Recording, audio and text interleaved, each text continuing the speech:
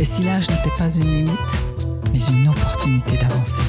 Et si l'âge n'était pas une limite, il n'est jamais trop tard pour briller. Viens danser, viens danser.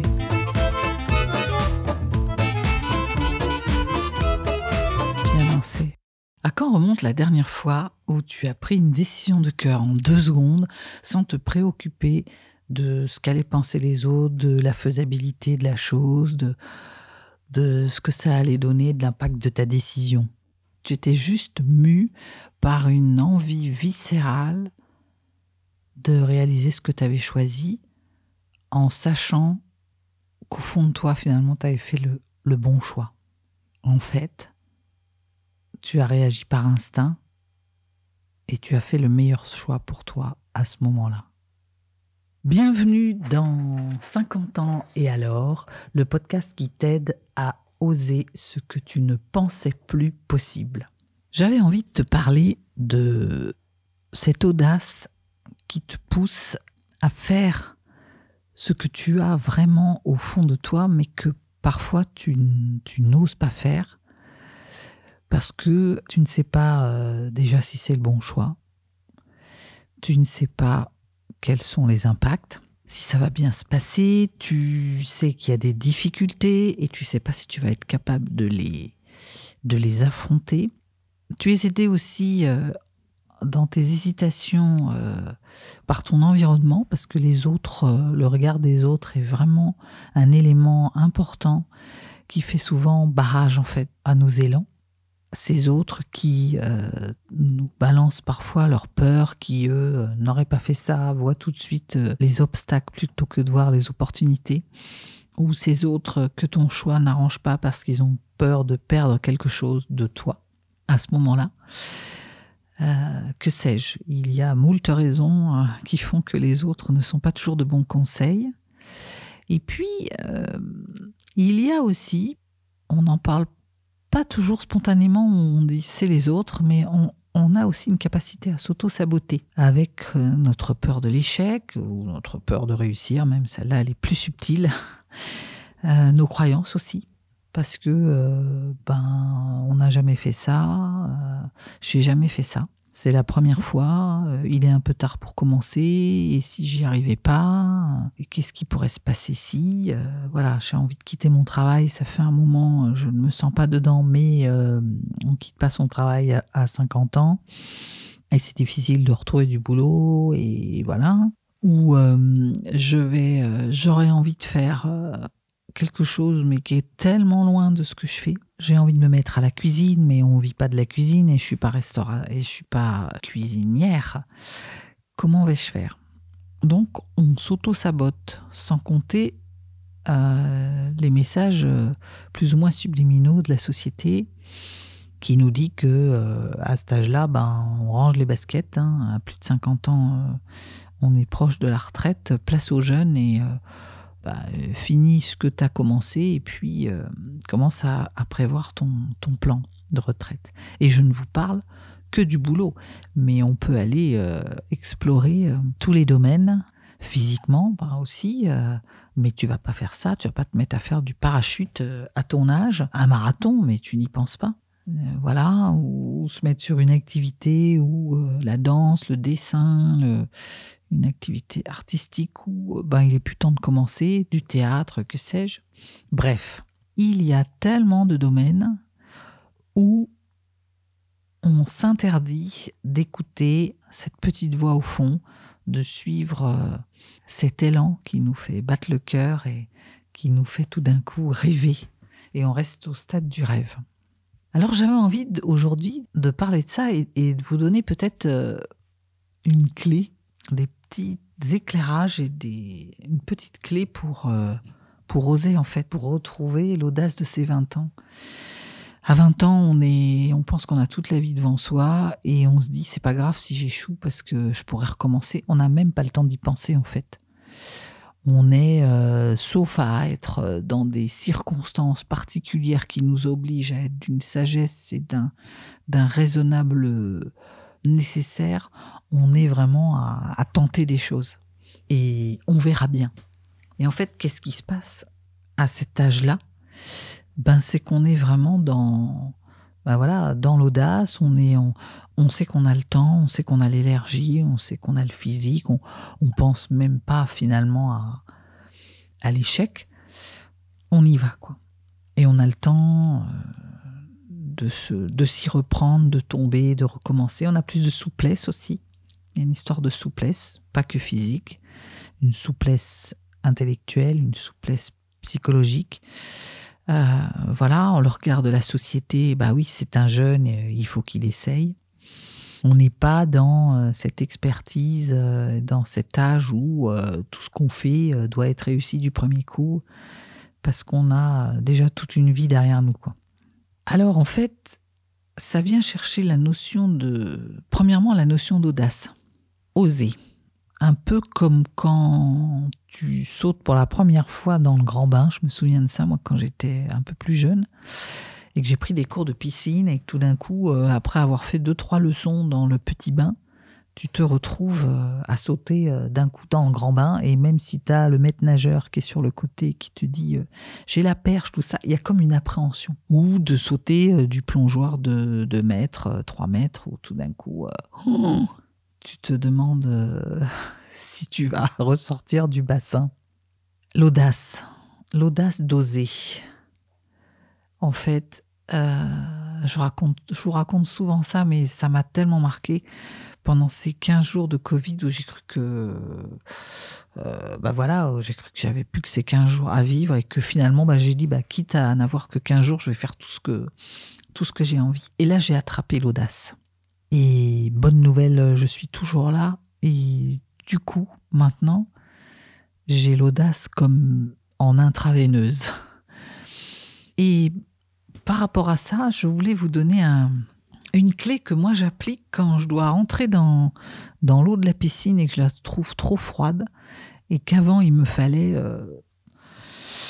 parfois presque 1 heure pour rentrer dans une eau trop froide. Maintenant, je rentre en 2 minutes. J'ai lu un livre qui s'appelle La règle des 5 secondes de Mel Robbins et qui explique que en fait il suffit de 5 secondes en fait pour faire quelque chose, pour faire une action, pour changer sa vie. Elle utilise un compte à rebours en fait. Elle fait un décompte. 5, 4, 3, 2, 1 et ensuite elle y va. Quand quelque chose est difficile, 5, 4, 3, 2, 1 et elle y va. Quel est le processus mental de ce truc-là ? C'est que pendant qu'on fait le décompte, en fait, le cerveau est occupé, n'est pas en train de nous balancer des pensées pour se demander si il faut y aller. Voilà. On n'est pas dans l'hésitation, on n'est pas dans je ressasse des pensées. Et puis déjà, le fait de compter, c'est une action. Donc pendant qu'il agit, il n'est pas en train de penser. Et ça va très vite, un décompte de 5 secondes. Donc on fait le décompte et puis on bouge à 1, c'est parti, et on fait l'action. Et ensuite arrive toute la satisfaction d'avoir fait l'action, d'avoir commencé quelque chose, et on peut faire le 2e pas. Donc une clé intéressante pour l'audace quand vous n'osez pas faire, faites un décompte, découpez déjà, c'est une règle. Regardez déjà si ce que vous voulez faire n'est pas trop gros, n'est pas trop quelque chose, découpez-le, et ensuite, pour le premier petit pas, faites ce décompte et lancez-vous. J'avais envie d'illustrer ce truc, ça vient chercher en fait l'audace, et puis il y a quelque chose aussi du courage pour oser se lancer, du courage pour ne pas s'occuper du regard des autres, pour ne pas s'auto-saboter, et le truc de la persévérance. Et il y a Rosa Parks qui disait « J'ai appris au fil du temps que la peur s'éloigne dès que nous prenons une décision. La certitude de l'action à accomplir fait disparaître la peur. » Alors Rosa Parks, c'est l'histoire de cette femme noire qui a déclenché un sacré mouvement aux États-Unis en refusant de céder sa place à un passager blanc dans un autobus de Montgomery en Alabama. C'était en 1955, elle était dans un autobus et elle a refusé de laisser sa place. Et j'ai envie de vous lire ce passage-là, qui est raconté d'ailleurs dans le livre de Mel Robbins, concernant Rosa Parks, qui, interrogée par un journaliste, a raconté comment ça s'était passé, ce moment où elle a pris un énorme risque, parce que dès qu'on s'opposait à l'ordre établi, on risquait gros. Quand je suis montée dans l'autobus, des passagers blancs étaient assis à l'avant de l'autobus et des passagers noirs en occupaient l'arrière. Certains assis et d'autres debout. J'étais assise sur la première des rangées réservées aux noirs. Le conducteur a remarqué que 2 ou 3 passagers blancs n'avaient pas trouvé de siège à l'avant et se tenaient debout. Il a alors tourné la tête vers les passagers des premières rangées arrière où je me trouvais et il nous a demandé de leur céder la place. Mes voisins ont accepté en maugréant. Moi, je n'ai pas bougé. Le conducteur m'a dit que si je refusais de céder ma place, il allait appeler la police. Je lui ai répondu « Eh bien, appelez la police si vous voulez ».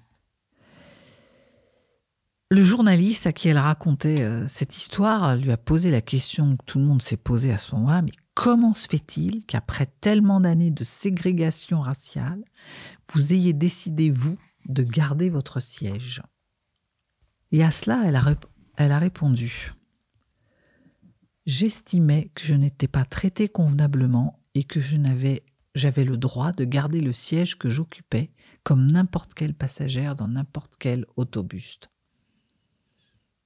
À ce moment-là, le journaliste a insisté, il lui a dit « Mais quand même, qu'est-ce qui vous a amené à prendre cette décision ? Parce que, habitué comme ça, depuis si longtemps au traitement infligé par la communauté, c'était quand même courageux. » Elle a réfléchi, elle a dit « J'avais atteint un point de non-retour probablement. » Et elle a expliqué que c'était arrivé comme ça.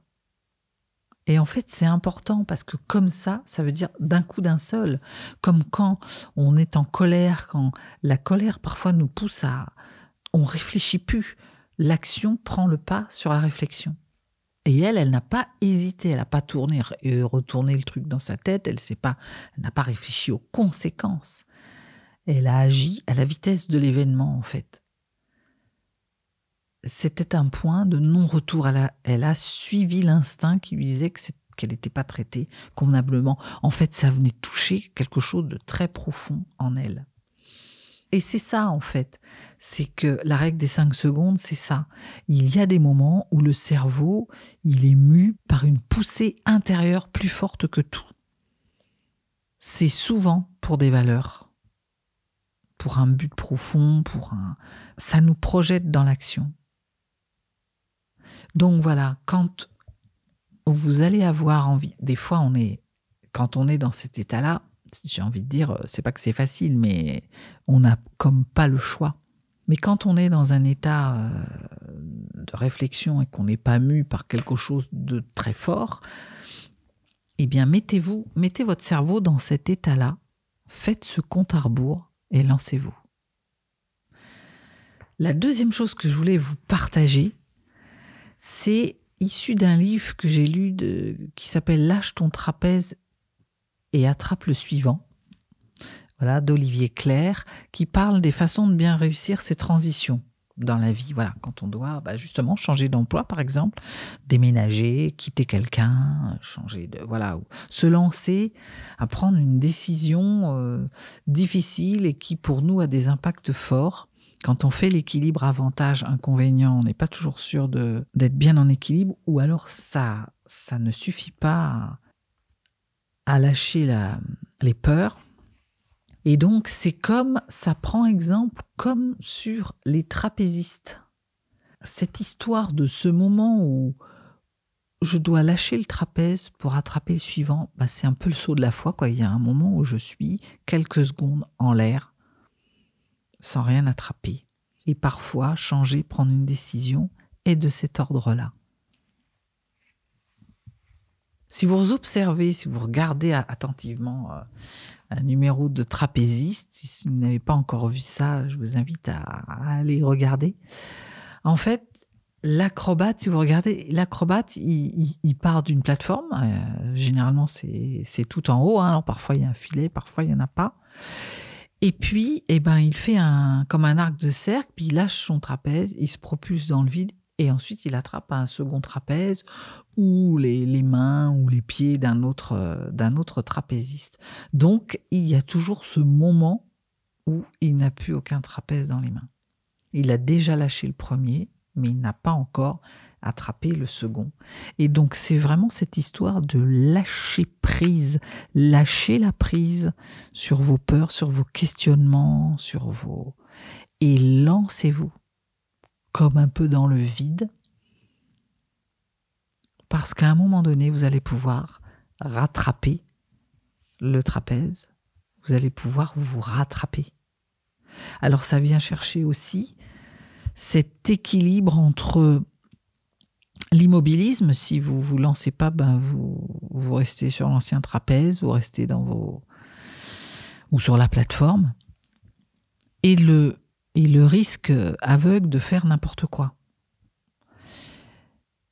Et pour ça, vous avez deux bases à peu près solides.